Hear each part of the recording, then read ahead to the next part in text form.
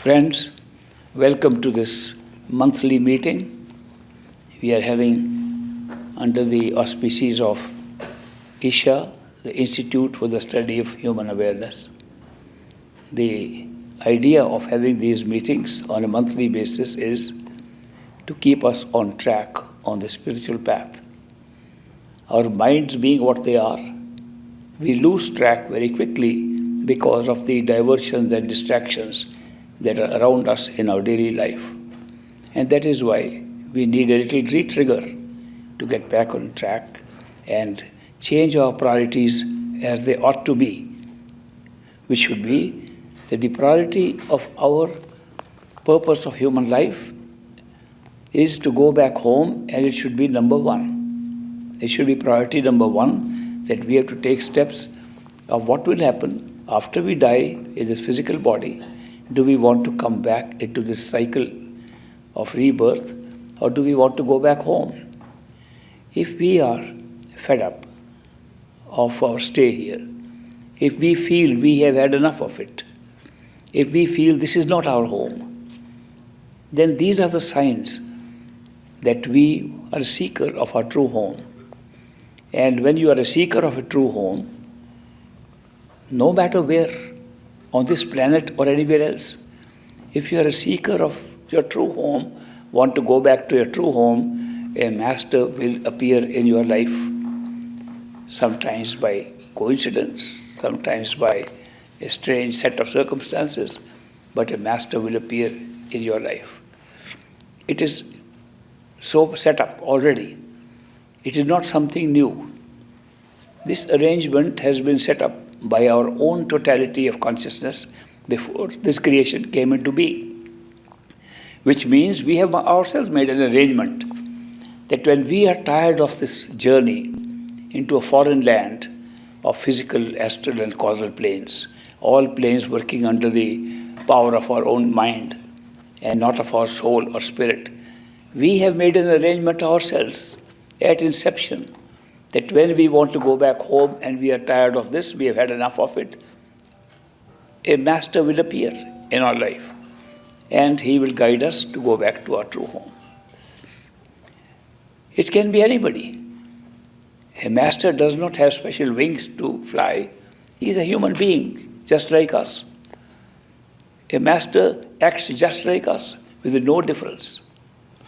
In fact, a few friends of mine have written to me about a master who says the masters know nothing and all that you are getting is from within yourself. The outside form of the master is merely a human being created like all other human beings by your own projection of consciousness. Therefore, how could a person who is your own projection of your own mind be a master or take you back home? So what takes you back home is your own self. That saint who said these things, his name was Baba Fakir Chan. Baba Fakir Chan lived in a town in India called Ishwar Puri. As it happened, my dad was teaching in a college in the same town of Ishwar Puri, and I was studying in that college, and so we had access to Baba Fakir Chan, who was our neighbor there. And he was following the line of Swamiji through Data Dayal, who was his master. And he was carrying on the work of a regular perfect living master. And he was a perfect living master. But in his discourses, he kept on saying that masters know nothing.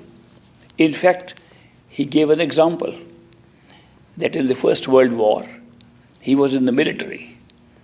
And he was posted in the advanced base office, and 3 of his disciples, initiated by him, were also in the combat zone in the war in the front.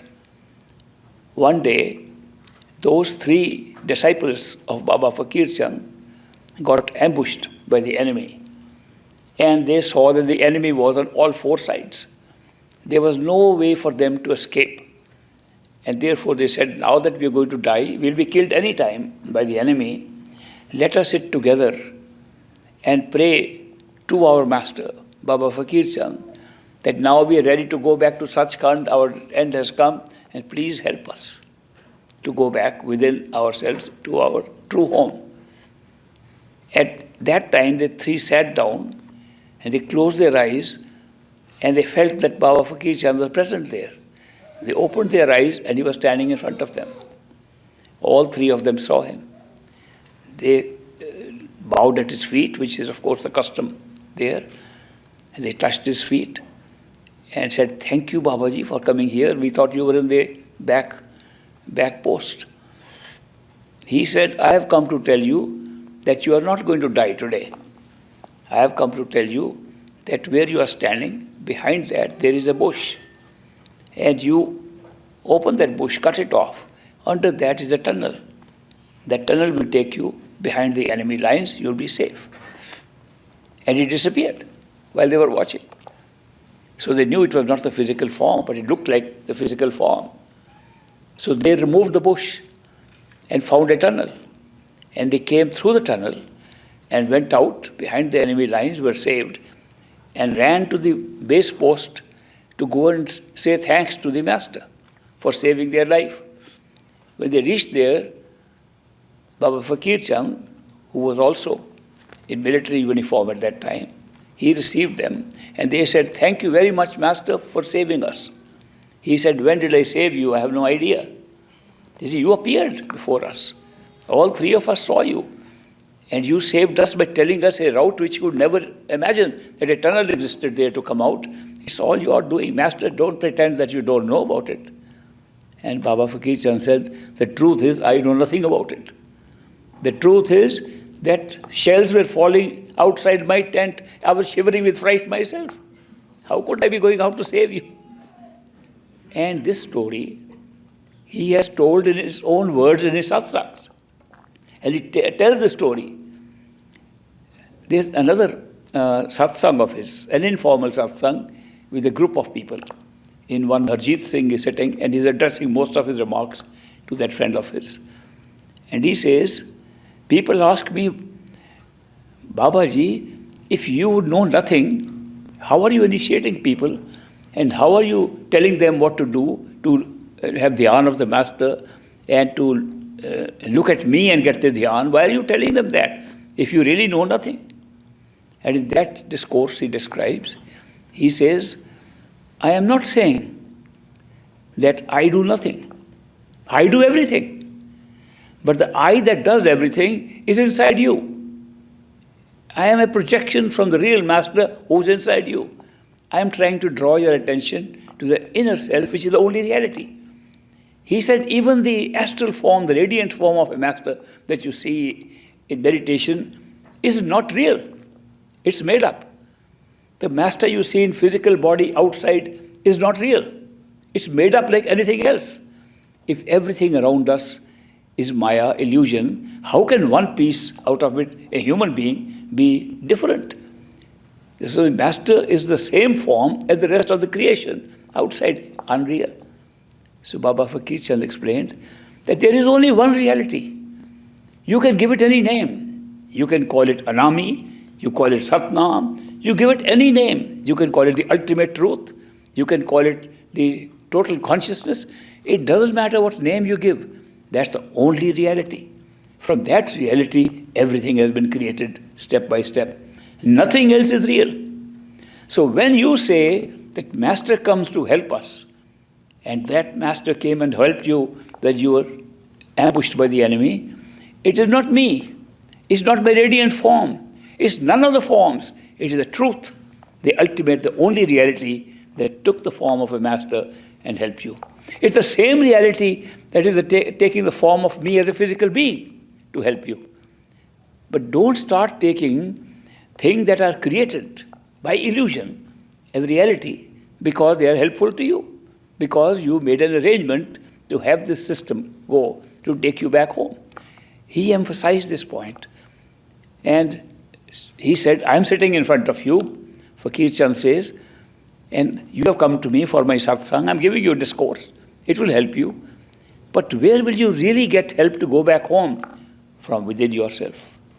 And not only from the experiences you are having within yourself. Even they are unreal. Only from the ultimate source, which is the only reality. All else is made up. After that, another satsang took place few days later, where his own disciple, one Tara Chand, was sitting there, became a saint. They call him as Sant Tara Chand.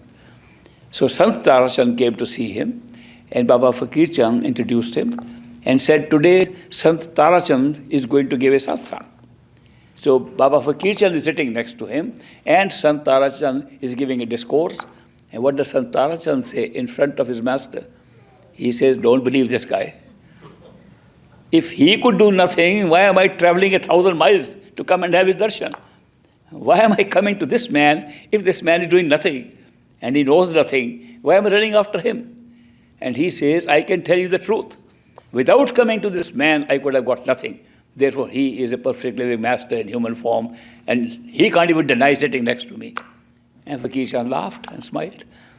The point he was trying to make, and we discussed these things, my dad and I, with Baba Fakir Chan, because he told us, explained, that people are beginning to worship a man outside as a way to go to Sachkhand, which is not true. Sachkhand has to be found within yourself. People have given up the practice of meditation, thinking, no, we can go and have a darshan of the Guru, we are fine. So I am encouraging them by telling them the truth. The truth is, the reality lies only inside you and lies at the top where there is only one. There is no two there. When it becomes two, it becomes unreal. When it is ultimately one, that's the reality. So I am telling them that the reality is one, and they are taking it differently, and they think that all masters know nothing. If they know nothing, why are we running after them?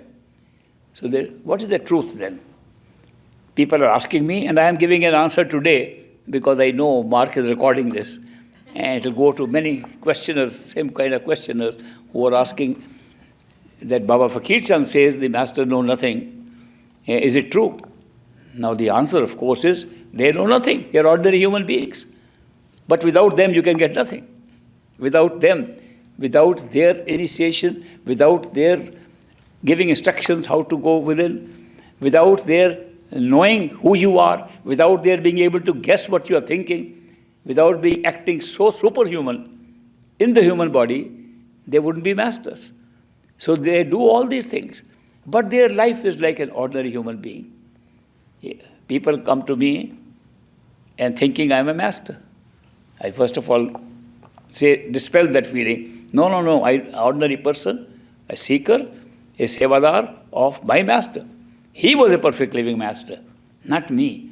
If you experience anything, he is responsible, good or bad. If it's good, praise him. If it's bad, condemn him. He is doing everything, not me. So I secure a very safe place for myself. It's a nice way to present it. But then the difficulty comes when somebody comes to me and he says, what is the answer? I said, what is your question? He said, you know it already. And I said, no, how could I know? No, I don't believe you. You know it already. So give me the answer. I am absolutely nonplussed.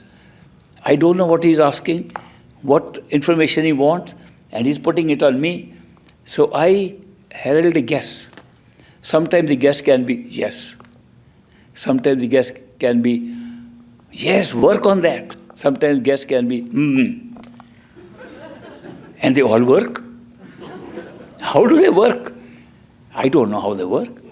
So the working is inside them. Because they had the question in their heart, they got the answer in themselves.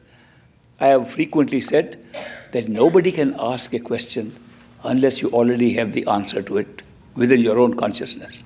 It's hidden somewhere. When you go to a master and ask a question and he answers it, and you say, yes, that's right. How do you say that's right if you didn't know it already? It is only a verbalization, a vocalization of an answer which is already in your head. So all the answers to all our questions are already in our head. And by going within and discovering the various layers through which we pass to become human beings, just by having those experiences, we get to know that the answers are inside, and we can see the answers inside ourselves. So that is why, supposing somebody asked me a serious question and I give a stupid answer, he won't accept it. Even if I was a perfect living master, he won't accept it, because he said it doesn't make sense. So when you say an answer makes sense and you like it, it means you knew it beforehand. It was not visible in front of you. It was hidden behind somewhere in your mind. So the mind is creating all these things. And the mind is a very creative thing. Everything we are seeing around us has been created by the mind. Everything. 3 mental worlds to which we have access. The physical world, where we are now sitting in our physical bodies. It has come into being because our reality, our self, our consciousness, which is our only self and true self, the only reality, the consciousness, which is the only reality, is currently working in a physical body, wearing a physical body, and sitting inside that physical body in the head, behind the eyes, and operating the system. By consciousness, which we can call a soul. Soul is pure consciousness. It does not think, it does not see, it does not feel, it has none of these things. The soul is pure consciousness. It can sit inside another apparatus and begin to think, feel, see, do everything. The soul sits inside this physical body, inside the head of a physical person, behind the eyes. That is our true self. A true self that will never change no matter what. A true self that if you go and sleep at night and dream, the one who is dreaming and seeing the dream is the same true self. You go to a higher level of consciousness, to the astral plane, and can fly there. You will be flying the same self that's sitting in the physical body. You go to your true home, it will be the same self that started the journey and is ultimately finding the truth. The totality is the same self. The self never changes. The fact that the self occupies different forms around it creates the experience of different worlds around it. When the self sits inside a physical body, like it is sitting now when we are all assembled here, the self is creating a physical universe for us. If you don't have the physical body, this universe disappears. It can be any change of your form, imaginary or real. Any change of your form changes the universe around you. Therefore, what we are calling an everlasting physical world, created by a big bang billions of years ago, in which we have come for a little while. This physical experience around us, this physical world, is being created merely because we are sitting in a physical body. The physical body creates the physical reality around us. The beauty of this whole system of creation is, it does not create shadows or illusions, it creates reality. The definition of reality being what we think is real, what we believe is real, what we test out is real. So all our tests to find out what is real are confined to the very experience we are trying to test out if it is real or not. For example, if I want to test if these flowers are real or am I just hallucinating and imagining they are there, what's the next step? I'll touch them. No, they are real. Because I could see them and also touch them. We confirm our reality of things by using the same sense perceptions which are creating the very thing we are trying to verify. And that's a big error. You can imagine if you are going to sleep at night and have a dream. In the dream, you're sitting in a chair like I am sitting here. In the dream, there are flowers next to you. And somebody says in the dream to you, do you know, this is not a dream, it's real. You say, no, I think it's a dream. You say, okay, you can see, are these flowers dream flowers or real flowers? And you touch them, they're real. And then you wake up, there are no flowers, there's no chair, there's no friend telling us to check up, and there is no me that was moving and asking this question. The me now becomes one who was sleeping in the bed. Who was that form? What form was that which could sit up and ask questions and touch flowers when then none of them existed? And the belief that they were real was continuously present. The belief of reality was continuously present while we were dreaming. Only when we woke up, we discovered it was unreal. But once we woke up, Then these flowers have become real now. Those are dream flowers. But I've woken up now, found real flowers. How do I know they're real? I touch them, they're real. I'm doing the same thing I did in the dream. To verify the reality of something, you cannot use it. Use the same system of checks that you are using for creating the first reality. Therefore, we make that mistake and we think things are real because they can be verified by a combination of sense perceptions, and therefore our perceptions is a guide to what is real. When the perception changes, by change of consciousness, level of consciousness, reality changes. Dream becomes real while we're dreaming. It becomes a dream when we wake up. This physical world remains real while we are in the physical world. When we go to a higher level, physical world disappears like a dream. And that world becomes real. And we go to still higher place, both astral world, physical world and dream world all become dreams. And we wake up to something more real. Then we find the mind itself is real. The mind's ability to create is real. And we see the mind creating all these things. Then we find out the only real thing was our mind. And then we find out that the mind itself is part of a universal mind. So we discover the universality of creation. You see, now we found the truth. This is the real truth. We are having experience of a real truth of the mind. And then we come across a perfect living master in the human form before we started this exercise to go to the mind. And he tells us the mind is also created. That's not the reality. And he tells us a way to go beyond the mind. We go beyond the mind and find all the things we were real were unreal, created by a process which consciousness has, and the self, the conscious being, was still the same, continuously the same. At the end of the journey, spiritual journey of perfect living masters, not all masters, of perfect living masters is totality of consciousness where there is only one. And that one is real.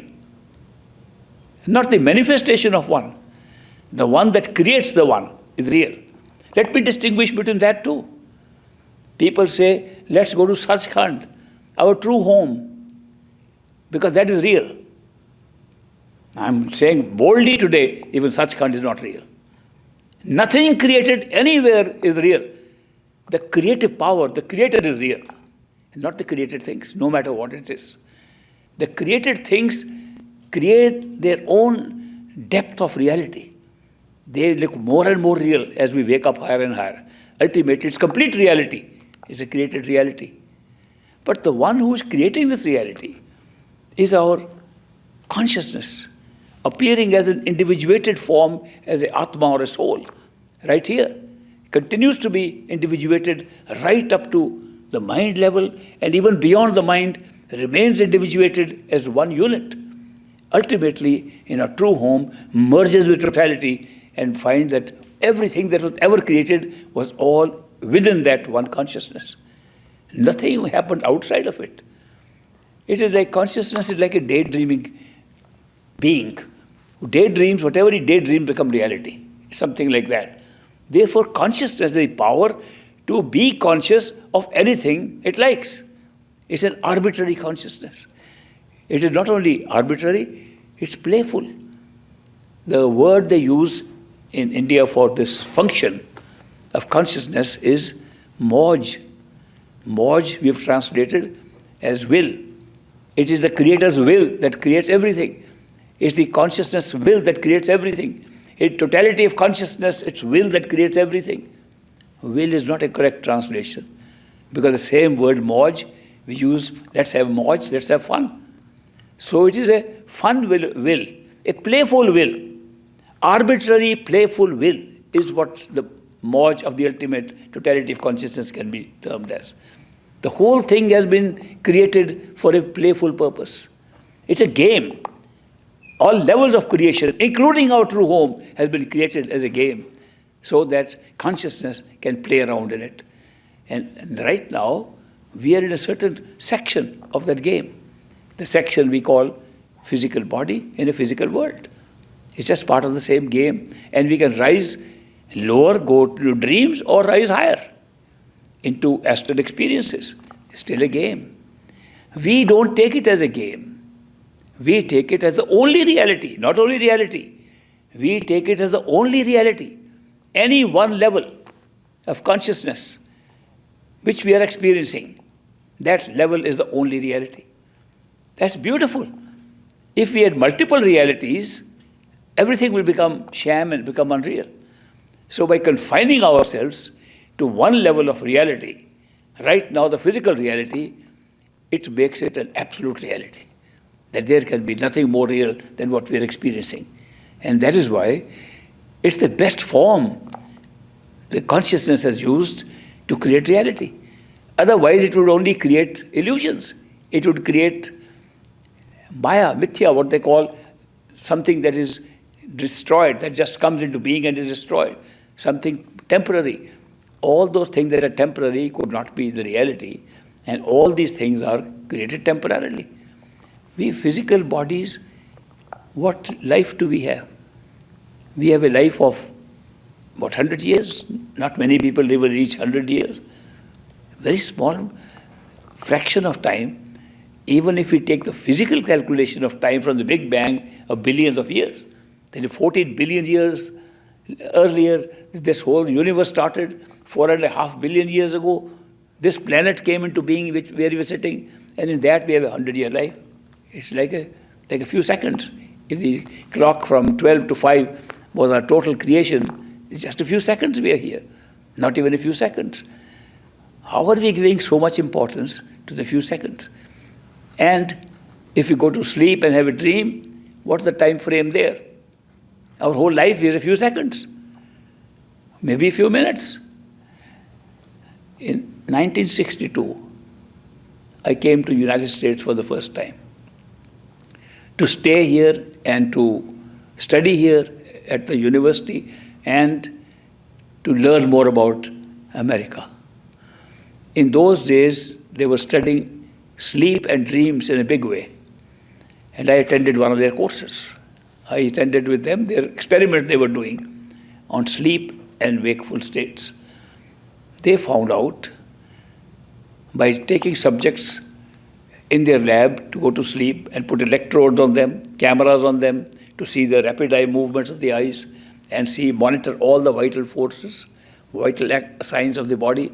They were examining everything, and in the middle of the sleep, when the charts were active showing that the person was now dreaming, the eyes were moving, rapid eye movement was taking place, they would wake him up and say, "What are you watching?" And the person would describe the kind of dream he or she was having. If the eyelids were moving vertically up and down, the person was woken up, he would describe a scene in which there is a waterfall, something falling down, ourselves falling down. It's a vertical motion going on in the dream sequence and can be read on the movement of the eyes under the eyelid.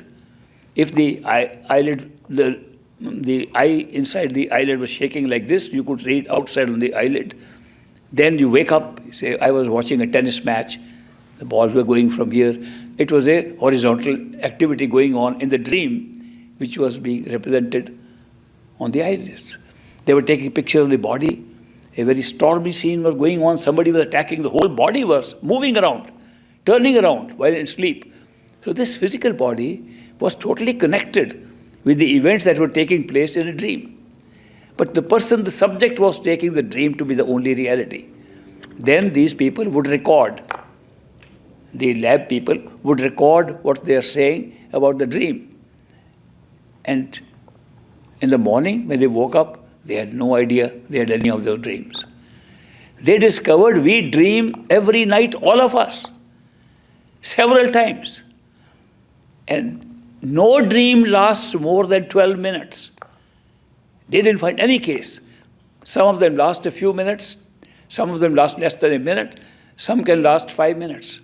There was one case that came up while I was still there, in which a person says, when woken up in the middle of the dream, I can tell you, I saw, when I was a little child, I was seeing my school. Then I was growing up and I remember I met my sweetheart. And then I remember we got engaged. I still remember where that happened. And then I grew up and I had children. I had married her and I got children. Then I became a grandpa. Then I still remember my grandchildren. And then I was very sick. And when I was very sick, I woke up. You woke me up. And they timed it. It was about 5 minutes. In 5 minutes, the man lived his whole life. And he had an experience of the whole life. How did they explain that a person can have an experience from childhood till almost death in 5 minutes of physical time? The explanation which I agree with was that we don't see in a dream, we don't see all the scenes play out in real time.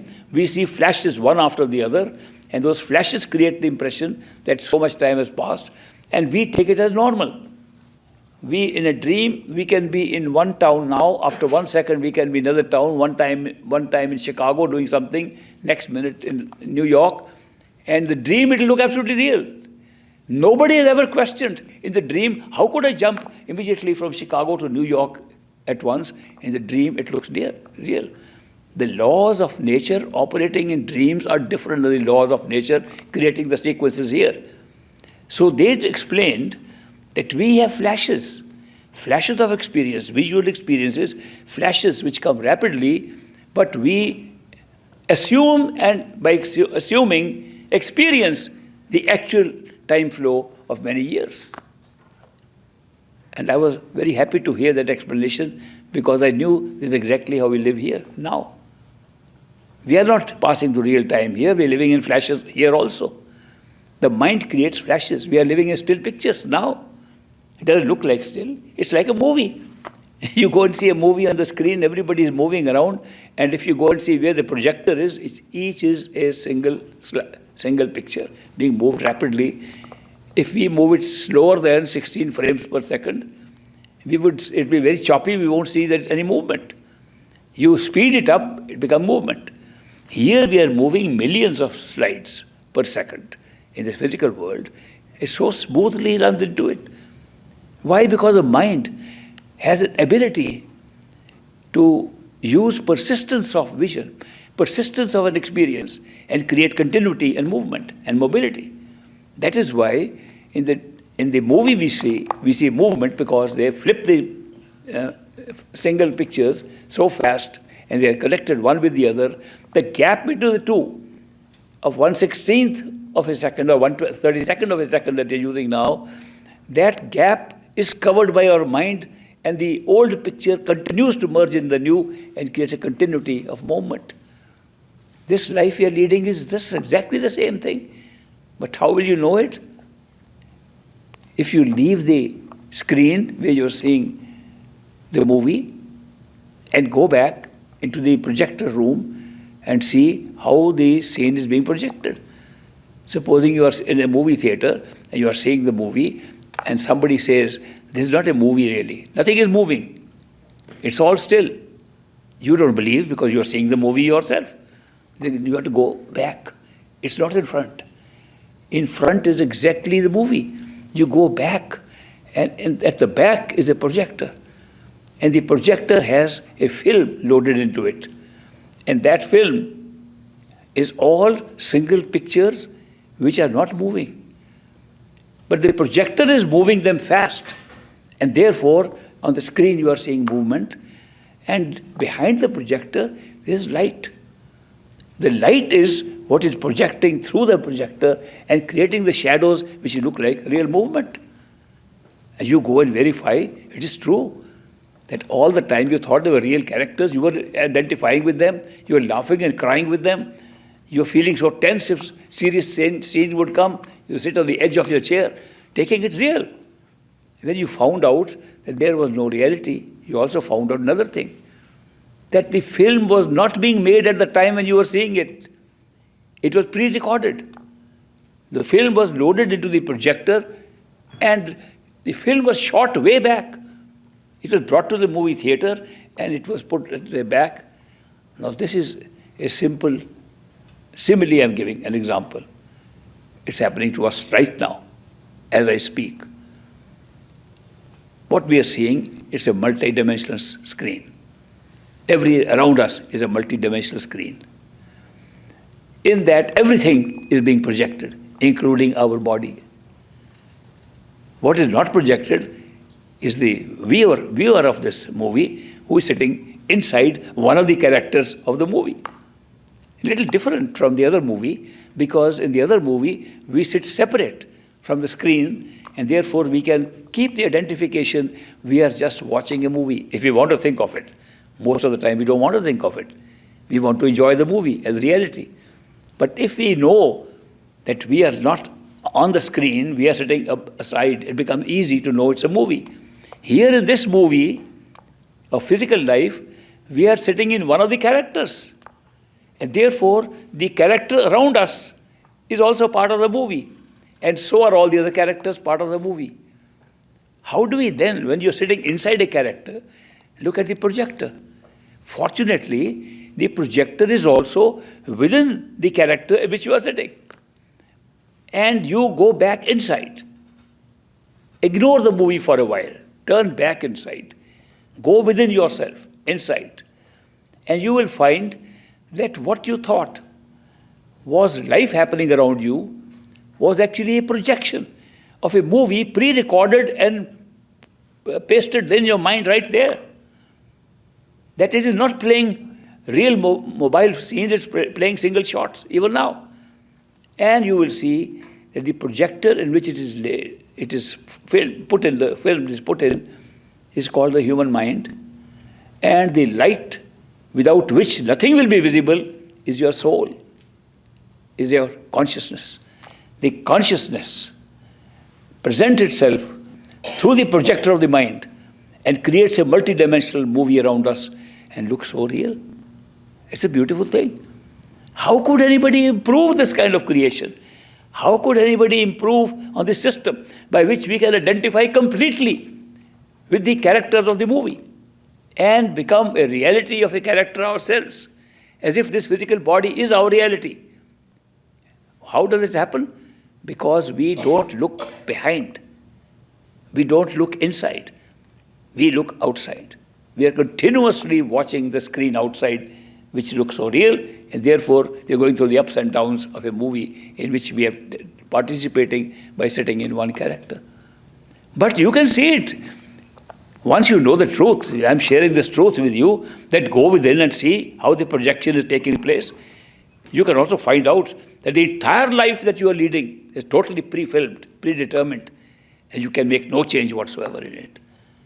But the part of the movie says, characters say, we can make a change, and you make a change. That change was pre-recorded in the movie. And the movie is participating with thoughts, which are also part of the movie. Choice making, also part of the movie. Our free will, part of the movie. Therefore, if you want to find the reality, you have to go deeper within yourself, behind the mind. Leave the mind to continue to work, and you go behind it in pure consciousness, and you can see all this happening. What will happen if you suddenly do this? Well, some people say you'll turn crazy. You'll become insane. I agree. You'll become very crazy. That all these years, I took it as all real. I took these people as real. I took my children as my children. I didn't know they were children of my body. I took my house as my house. I did not know it belonged to my body. It doesn't belong to me at all. That none of the things that I was thinking are mine were ever mine. They were all part of the movie. And one day the show ends and I go home. So how much of my attention I was putting into an area which was not real, not mine, and I could not carry it, even if I wanted to. I had a very interesting dream once when I was young. At that time, money meant a lot of things to me. I won a lottery in a dream. $5 million won in a dream. I'd never seen that kind of money. I went to collect the money. And they said, do you want a check or do you want cash? Cash. And they began to heap up those bills, dollar bills in a heap. I was about to pick up, and I woke up. I was so distressed, I said I must go back to sleep again to correct. This is the truth about ourselves. We get so attached to the characters, objects of a dream, of this physical world that we do not want to go anywhere else. Even though there are so many ups and downs in this, we fall sick, we become poor, we have a lot of problems here, we get emotional distresses. Our best friend leaves us for no reason. We are ditched all the time by people. And there's no real love we discover. All these disappointments we are putting up with because we're taking them as real. And if we were to take these as a movie, what would happen? Would we really become insane or crazy? No. We would be able to look at life as a movie and enjoy it. The ups and downs of a movie make it more exciting. It does not make it less exciting. The extremes of a movie make it worth more than the ordinary movie where there is nothing to excite us. That is why we have been placed in a life where if we were to look at it as a movie, it will change. Our whole approach, our whole state of happiness and joy and bliss changes with that. What we call happiness and joy and bliss, which is our goal, all of us want that. And that can be achieved by realizing, by actual experience, by going within, watching the movie from within and discovering how it is taking place. If one can do that, the rest of this life and any other life or any other future becomes so enjoyable, we can't call it anything less than ultimate bliss.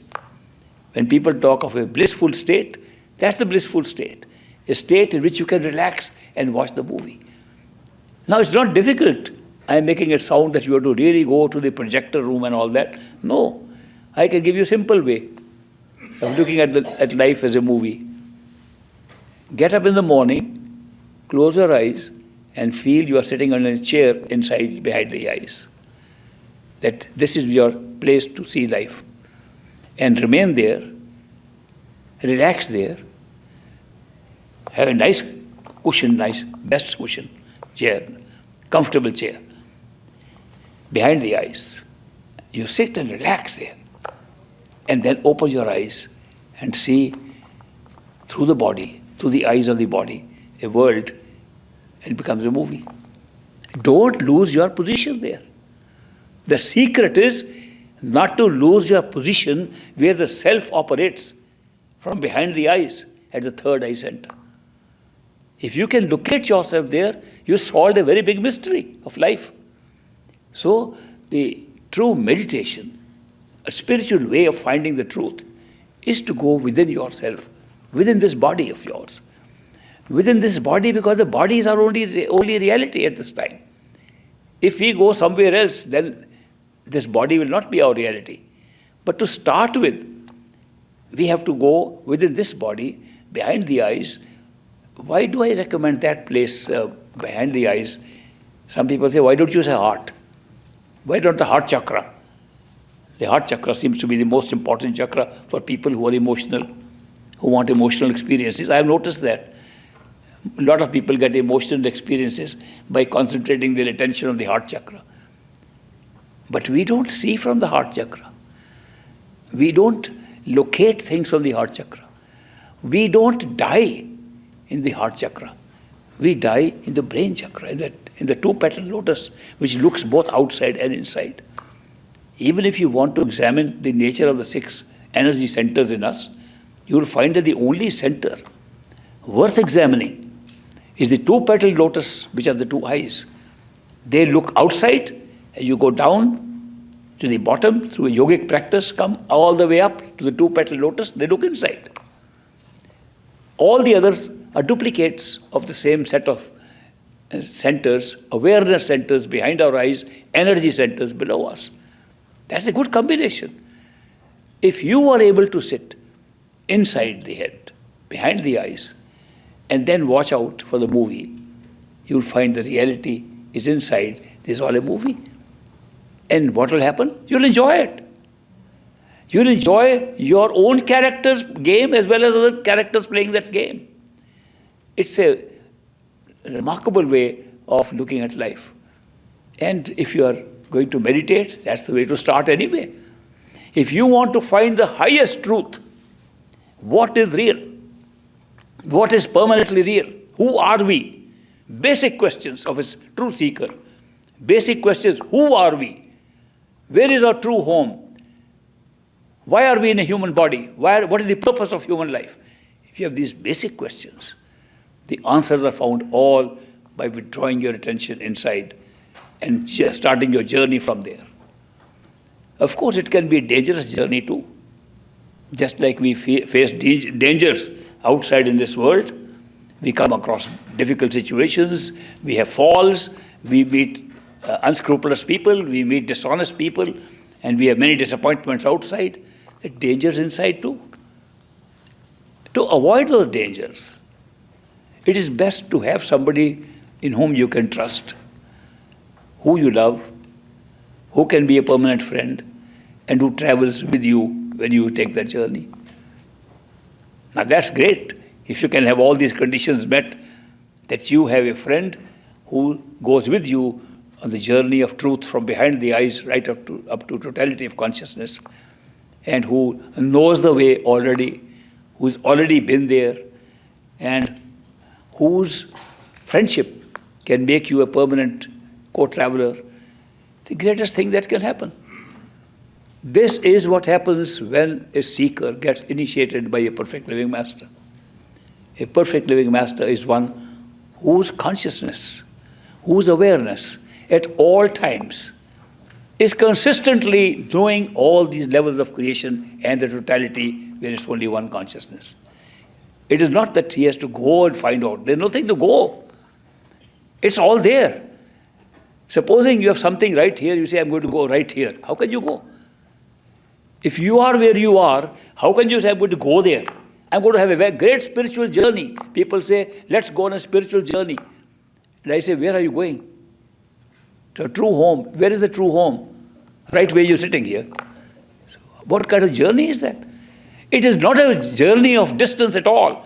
It's not going from one place to another. It's opening up awareness from one level to another, sitting in the same place where you are. You don't go anywhere. You just realize and open up higher and higher awareness till you become aware of everything. As you open up your higher awareness, just by the way construction of this reality and illusion has been done, you will always have one reality in front of you, not multiple realities. When we go to sleep, that's our reality. When we wake up, this is our reality. We go to astral plane, that's the only reality. Everything else dreamlike. We go to the causal plane of the mind, that's the only reality. You rise above, everything was unreal, the soul is only real. You go above the soul, totality is only real, nothing else is real.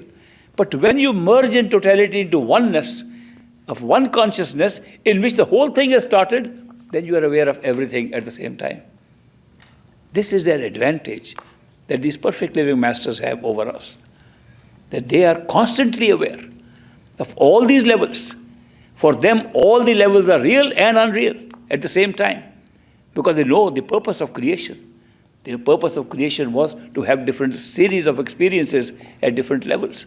It has been achieved. All forms of life have been created for different experiences. And one form out of 8.4 species, 8.4 billion species, one form has been reserved for getting out of the whole mess, getting out of creation and going back to the Creator. And that form happens to be the human form. It's only in the human form you can become a seeker by virtue of a strange device, most magical device, a most magical device of becoming a seeker. And what is the magical device? Magical device is the mind can assume that it has to make a choice to be a seeker or not to be a seeker. Free will. The experience of free will is the magical thing given to us by which we choose, we select to become a seeker or not to become a seeker. To say we want to go home or we don't want to go home. This ability put into the mind to make choices is what is so unique. No other form of life, no other form of existence of consciousness anywhere in the universe, of this universe or any universe, exists equal to this. Plants can do it, cats do it, Insects can't do it, birds can't do it, mammals can't do it, angels can't do it, gods can't do it. These, because they have no free will to choose, their mind is not functioning on a basis of free will. And the higher forms, angels and all, they know everything. If you knew everything, your free will disappear at once. If you knew what is going to happen in the next 5 minutes and can see it beforehand, your free will disappear. You'll find that this was already decided, what you thought you were making a choice. Therefore, this unique experience of saying we are going to make a decision whether to seek or not to seek, that unique experience is the secret to going back home. Therefore, it's that same thing, the seeking, that brings a master into our life. And there can be several masters. I want to clarify that also. One should not wait for a perfect living master to arrive before you start the spiritual journey, spiritual awakening. You should start wherever you can. In fact, our scriptures say there are 4 masters from whom you learn. First is the mother that gives birth to you. The mother is your first teacher, first guru. And then she brings you up to a point where you go to school. And the school teacher becomes your guru, becomes your master. Then you go to a religious belief system. And the religious church person, temple person becomes your guru. Then you do not get satisfied with any of these. Your seeking continues inside, and a master comes who says, go within. Another guru. Then the master takes you only to the heavens inside at the astral plane, and your seeking is still there. That's not what I wanted. I wanted more. Another master appears in your life and takes you further. Your seeking continues. I want to go to totality of consciousness, my true home, to which I really belong, from where I've come. And a perfect living master appears in your life. It's all set up like that. It's all part of our destiny, which we are living in a physical human body. It's amazing that such a good arrangement could be made. I see total perfection in total view of consciousness and its creation.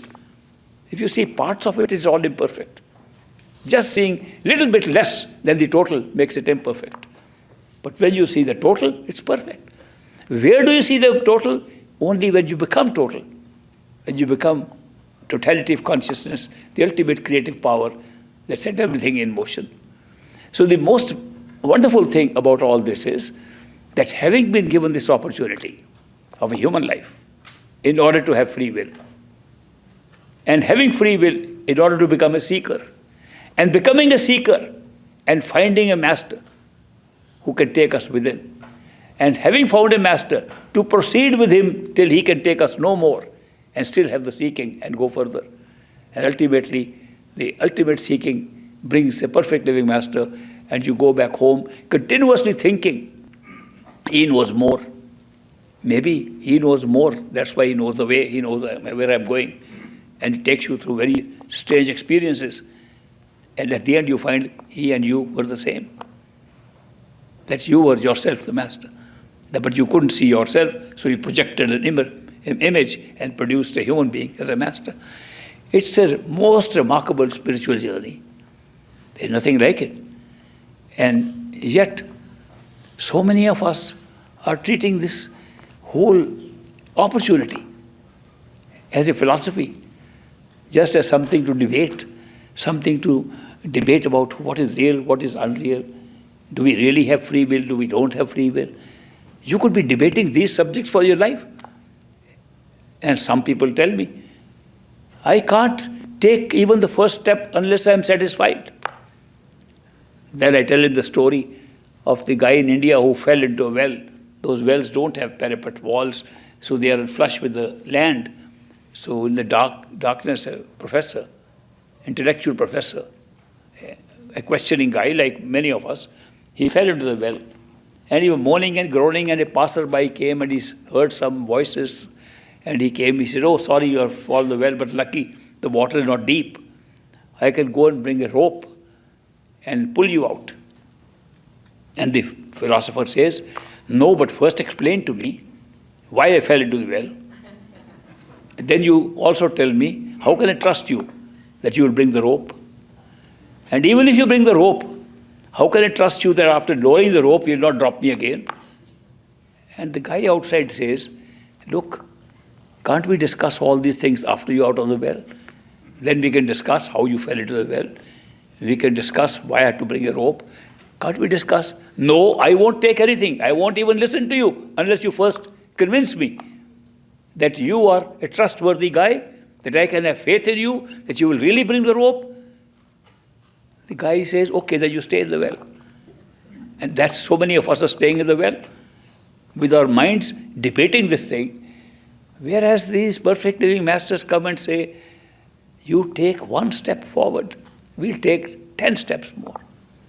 Just make a little effort, which also they plant in us. When the destiny is right, they plant the first step in us. And we are still worrying, can we be sure? We can't be totally sure. Why do we say that? Because we identify ourselves with our mind. The mind is a thinking machine. It's a beautiful machine. I can't praise it enough. What a beautiful equipment we have been given. The soul has been given such a beautiful equipment. It can think in words and images and in languages. It can project the whole creation. It can sense things. It can make sense of things. It can use logic in order to come to conclusions. What a wonderful gift to have a computer-like machine like that attached to ourselves, to our souls, our consciousness. And we put our consciousness, the energy to make it alive, to make it work. We give it the power. The soul, our consciousness, give the power to the mind to become real. And then we start believing we are the mind. Whatever the mind does, arbitrarily, bizarre, we think we are doing it. We think and we start saying, I am thinking. You are not thinking. You are letting your mind think. You are making your mind think. If we can't even understand this basic distinction between ourselves and a cover we are wearing, a machine we are carrying, then we'll be caught up in this all the time. When we think, it's not the I, the self, that is thinking. The self is providing the conscious power to the mind to become alive, and the mind thinks. We make the mind think. And if we knew that part only, that we are the controllers, the power givers to our own minds, that our minds will think the way we want, not what the mind wants to think. If we can just take this control, this much control, by directing the mind what to think, and not letting it go astray, pulling it back. And if it still wants to play foul, let it play foul and you ignore it. If we can do these things with the mind, our spiritual journey will be cut short immediately. Because most of our obstacles in our spiritual journey are our own mind. Our mind, which creates doubts. Of course, we're built to do that. I must tell you, it's a good machine. And one of the programs in it is create doubt on everything. Why is it a good thing to create doubt? Because if there was no doubt, we'll be so credulous. Anybody says something, we'll believe. Somebody else says something else, we'll believe that. We'll never have a chance to screen out something from the other, to screen out the truth. Therefore, it's a good thing we have a machine that makes us skeptics and says, watch out. Watch out. Look at all the alternatives. Be careful. That's what it does. It's a good thing that the mind doubts. But if we begin to believe that the mind is our own self, then we are in doubt all the time. Not our machine is using to warn us. We become the warning to ourselves. Not only that, the mind, when it doubts, it creates the next consequence of doubt, which is fear. We are afraid. We are never afraid if we are not doubtful. Doubt creates fear. So we live a life of insecurity. We pass our show, this whole show which we should be enjoying, we're sitting in a state of insecurity, in fear. We don't know what will happen. Anything can happen. The mind comes up with strange nightmares at night and daymares. I don't know if there's a word called daymare. Anyway. But we are constantly frightened by this mind. Why are we frightened? Because we don't realize the mind is not us. We are the soul, the spirit, consciousness, not the thinking machine. And we can use a thinking machine the way we want. And that requires that instead of allowing the mind to exercise a mental will, we should use a spiritual will to overcome even the mind. A spiritual will is built when the soul asserts, and mental will is built when the mind asserts in our life. The mind asserts through the process of thinking. The soul asserts through intuitive knowledge, through coincidences. Coincidences and intuitive knowledge, they are the assertive tools of the soul. When we live our life with intuitive knowledge, knowing what is intuition telling us, gut feeling telling us, and make the mind act according to that, life changes immediately. You can experiment with these things. What I am saying is for application, not for study only and not for debating about it, but application. That you go within and assert your spiritual will over the mind, and you will get so much control over the mind. Mind will do what you want it to do. So I've told those stories about how to control the mind like a genie, what to be controlled in Aladdin's story, and other ways I've been explaining in other talks. But we have to realize first, before we can do any of these things, we are not the mind. Mind is a thinking machine we are using, and we can use it the way we like.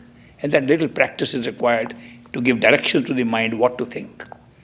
Directions to the mind what to speak, what not to speak, what to think, what not to think, and keep at bay when you're trying to get something higher than the mind. I hope all of you will try to get to the right place behind the eyes and verify the statements that I am making for you. And verify what I am sharing with you. It's all verifiable by each one of you. All you have to do is, don't take the body as yourself. It is not. It's temporary, only covering yourself. Don't take your sense perceptions as a way to determine the truth. Those are also covers upon yourself. Don't take thinking with the mind as yourself. That's also a machine given to you. Remember, you are the consciousness, the power that works these three things, that makes these three work, the mind, the senses, and the physical body, to create a life experience for you. You are in control as the soul and the spirit. Get into that position. Start from behind the eyes. Every morning, make it a priority. Every night before sleeping. 5 minutes morning, 5 minutes night, or more, if you can find time, and you'll find the verification of what I have been telling you. Thank you very much for coming and letting me share my experiences with you. We'll have a break. I'll come back here about 3 o'clock and answer any questions if you have.